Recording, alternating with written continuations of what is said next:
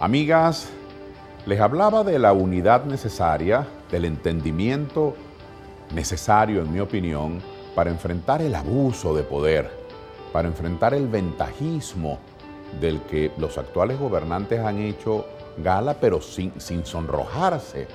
Y abuso de poder que se ha expresado de muchas maneras, a través de esas cadenas presidenciales, del uso indiscriminado de los medios de comunicación, de la imposición de la censura indirecta que lleva a la gente a autocensurarse para evitar pues, una retaliación del gobierno.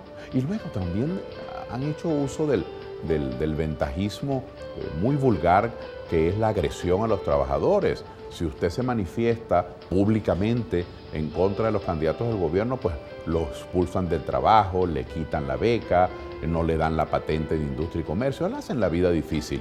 Pero el país ha ido encontrando las maneras de sortear estos asuntos. Así que los vamos a enfrentar, vamos a buscar, todos los venezolanos, a buscar la manera de que nuestra opinión y nuestro criterio no quede escondido, no quede encarcelado, porque otros no quieran que los expresemos.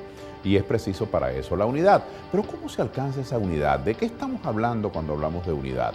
Hasta ahora la unidad ha tenido una expresión muy útil y muy conveniente, que es que diversos sectores del país se han ido agolpando, se han ido juntando para defenderse de los abusos, para defenderse de los atropellos, para denunciar las injusticias. Ese es un aspecto de la unidad.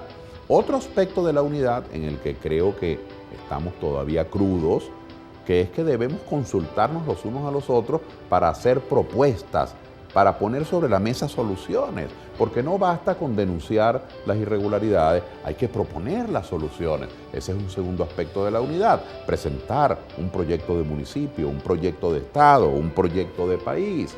Y hay un tercer aspecto de la unidad, que es el más noticioso, que es al que de suyo, de ordinario, a veces se le brinda más atención, que son las alianzas electorales. Cómo presentar candidatos que tengan el apoyo de muchas gentes, cómo tener todos concentración en una campaña electoral para que no haya dispersión, cómo hacer para convocar el interés colectivo para que no haya abstención. Ese es el aspecto diario de la unidad al que se le ha prestado más atención en el debate. Debería también prestarse la atención a las propuestas, a la oferta legislativa, a la presentación de soluciones, porque ello es justamente la razón de esta lucha. Pero en cuanto a las alianzas y a la presentación de candidaturas únicas que permitan enfrentar todo este inescrupuloso abuso de poder, hay dos caminos que se han ido convirtiendo en entidades separadas. Uno, el que han llamado el entendimiento, el consenso, los acuerdos, y el otro, el que hemos llamado consultas a los ciudadanos, elecciones de base o elecciones primarias. Ambos son caminos nobles, ambos son caminos nuevos, buenos. Veamos el camino del entendimiento o del consenso. A mí me parece que el que diferentes referentes y grupos sociales se entiendan, se acuerden, me parece un acto no solamente positivo, sino ejemplar, sobre todo cuando se está frente a un gobierno que promueve el odio, que promueve la separación, que promueve la disociación entre los venezolanos, porque le interesa mantener a los venezolanos divididos. Así que unirnos en torno a proyectos y en torno a propuestas, y si esa propuesta se hace por la recíproca voluntad de muchísimos factores, me parece excelente. Así que contra el principio del entendimiento y del consenso, de parte de algunos de nosotros, no existe cuestionamiento alguno. Ahora, ¿quiénes se entienden? Cuando quienes se entienden somos solamente los políticos, por ejemplo, ya comenzamos a ver un país muy sesgado. El país no somos solamente los políticos. Yo creo en la política, la practico, es una actividad noble. Creo que quienes se interesan o nos interesamos en los asuntos públicos, en los asuntos del prójimo, que creemos que es importante estudiar la mejor manera de tomar las decisiones públicas, porque si las decisiones que nos afectan a todos se toman de manera equivocada, el país sufre.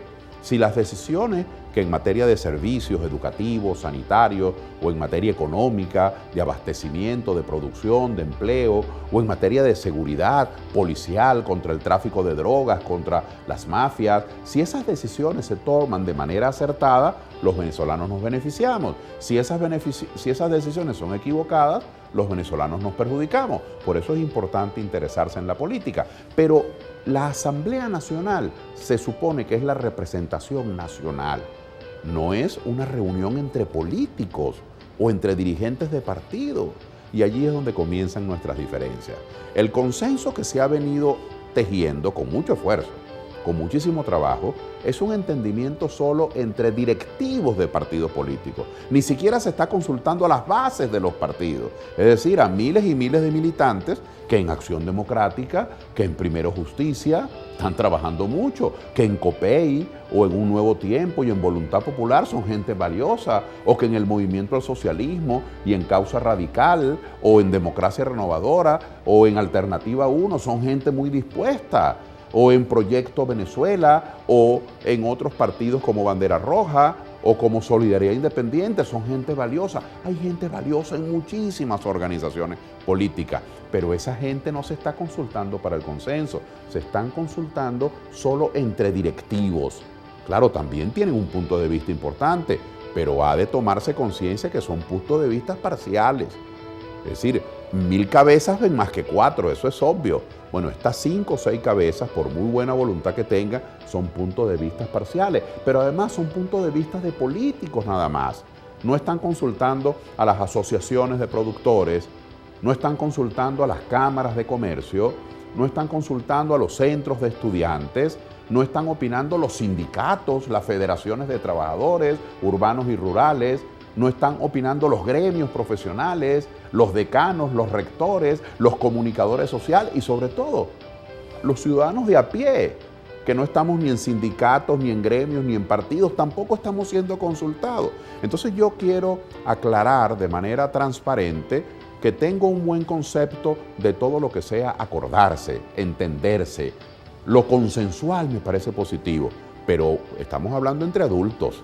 Hay que estar claro que usted puede entenderse entre 4 o 5 nada más. Y ese entendimiento, por esencia, no es unitario. No es unitario porque no es amplio, no une a nadie. Ese entendimiento lo que hace es conciliar a élites, pero no es verdadera unidad. Por eso, frente a ese consenso limitado, hemos venido planteando que los candidatos deben ser escogidos por consultas a todos, es decir, por elecciones de base, de lo que hablaré en el próximo segmento.